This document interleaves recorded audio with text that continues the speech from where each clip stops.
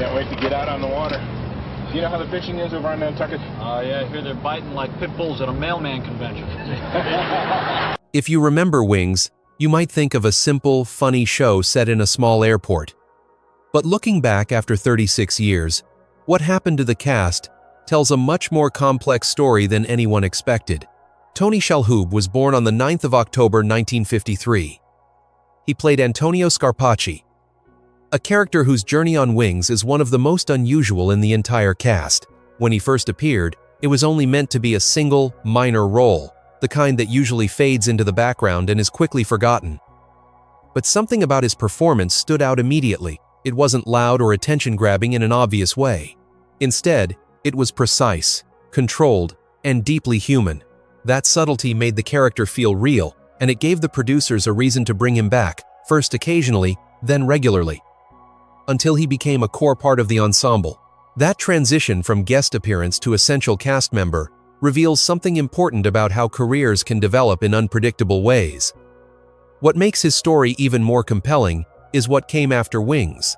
Unlike actors who peak early and struggle to redefine themselves, Shalhoub continued to build his career step by step. He moved into film roles, appeared in a variety of projects, and eventually reached a new level of recognition with Monk, a role that earned him multiple awards and introduced him to a wider audience. But even that success didn't feel like a sudden explosion. It felt like the natural result of years of disciplined work. When you look back, you can see the same qualities in Antonio that later defined his most celebrated performances: attention to detail, emotional restraint, and a deep understanding of character. And that continuity makes his career feel cohesive rather than fragmented. James Timothy Daly was born on the 1st of March 1956.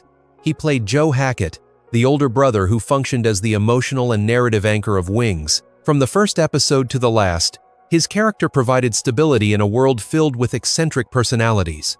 That role may sound straightforward, but in practice, it is one of the most difficult positions in a sitcom. While other characters can rely on exaggerated traits or unpredictable behavior, the central figure has to remain believable enough to ground the story. Daly approached that responsibility with a level of control that allowed the comedy around him to work without losing its sense of reality. His performance wasn't about dominating scenes, but about holding them together. Before Wings, he had already worked steadily in television and film, but the show gave him a defining role that audiences could connect with over time. After the series ended, he didn't disappear or dramatically reinvent himself. Instead, he continued building on what he had already established. His voice work as Superman introduced him to a different audience, while his later roles in long-running dramas expanded his presence across genres. What stands out is not a single breakthrough moment, but a consistent pattern of reliability. In an industry that often rewards extremes, Daly represents a different kind of success, one based on longevity and trust. Directors and producers knew what he could deliver, and audiences knew what to expect from him. At the same time, his career also reflects the limitations of that kind of positioning. Being the steady center can sometimes make it harder to stand out in ways that generate headlines. But that doesn't diminish the importance of the role he played, both within Wings and in his broader career. Steven Weber was born on the 4th of March, 1961. He played Brian Hackett, the younger brother whose impulsive decisions often created the very problems Joe had to solve. That dynamic became one of the defining elements of the show, and it worked because Weber understood exactly how far he could push the character without losing the audience. Brian was reckless, often selfish, and frequently wrong, but he was also charismatic enough that viewers stayed invested in him. That balance is difficult to maintain over multiple seasons, yet Weber managed to keep the character engaging throughout the entire run. After Wings, he moved into a range of roles that allowed him to explore different aspects of his acting ability. One of the most notable shifts came when he took on darker material, including his portrayal of Jack Torrance in a television adaptation of The Shining.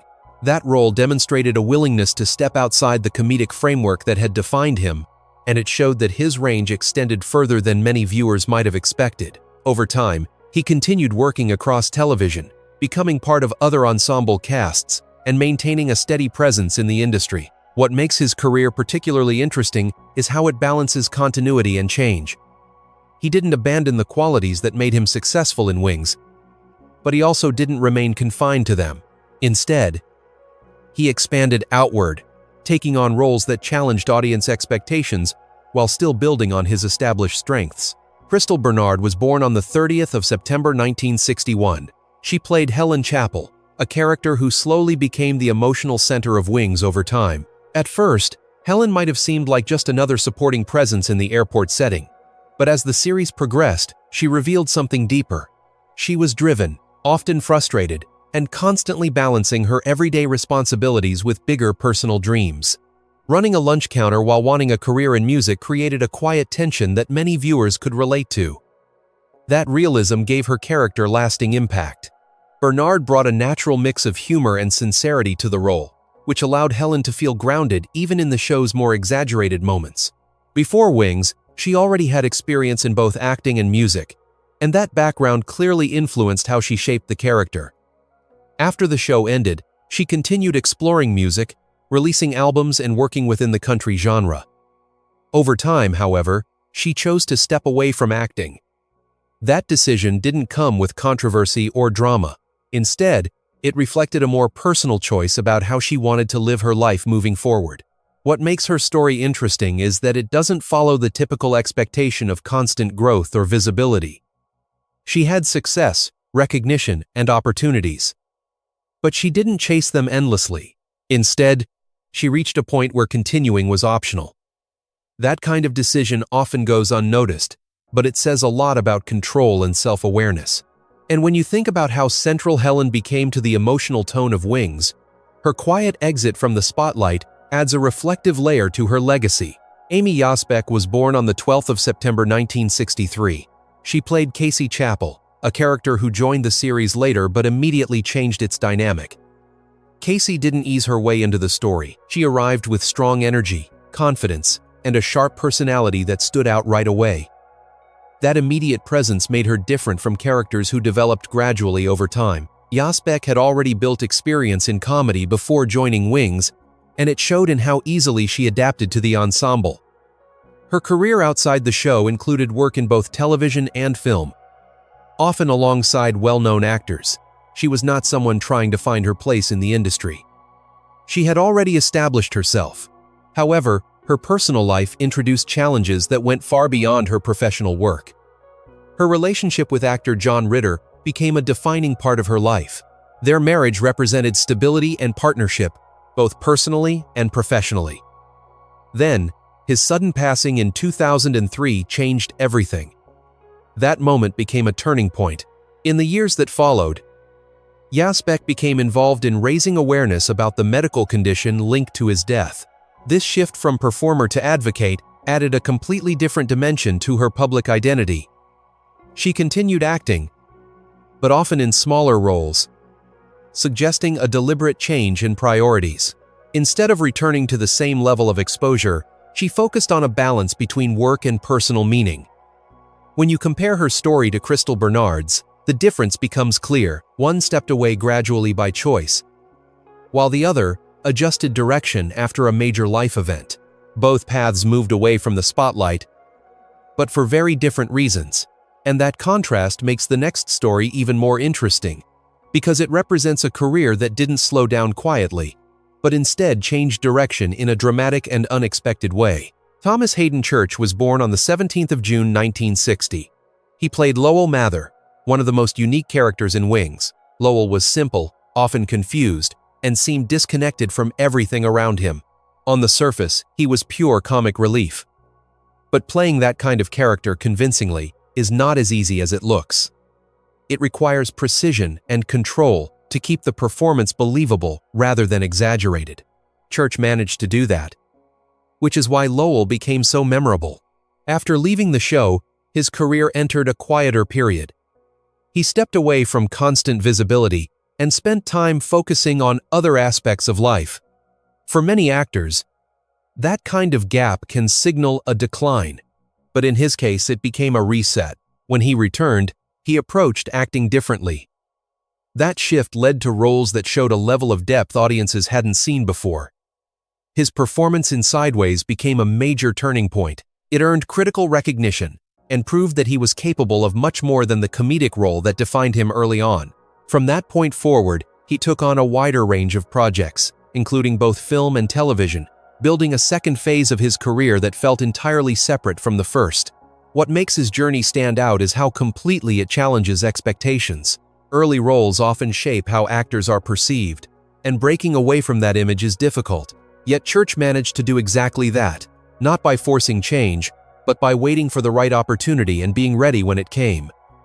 That approach reflects patience and adaptability rather than constant visibility. David Schramm was born on the 14th of August 1946.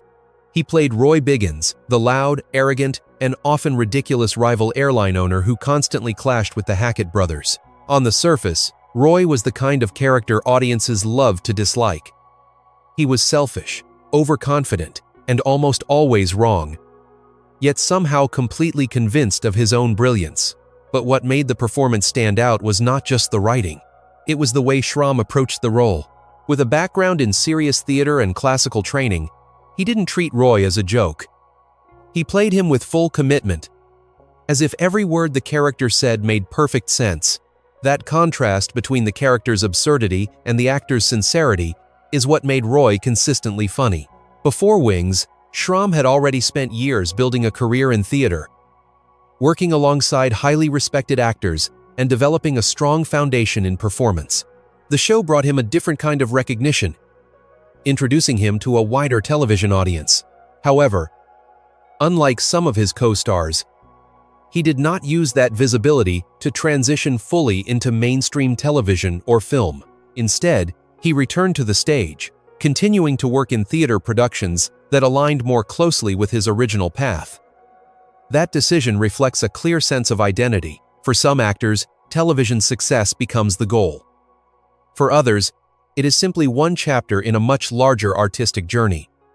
In later years, health issues began to affect his ability to perform, eventually leading him to step back from acting. He passed away in 2020 at the age of 73.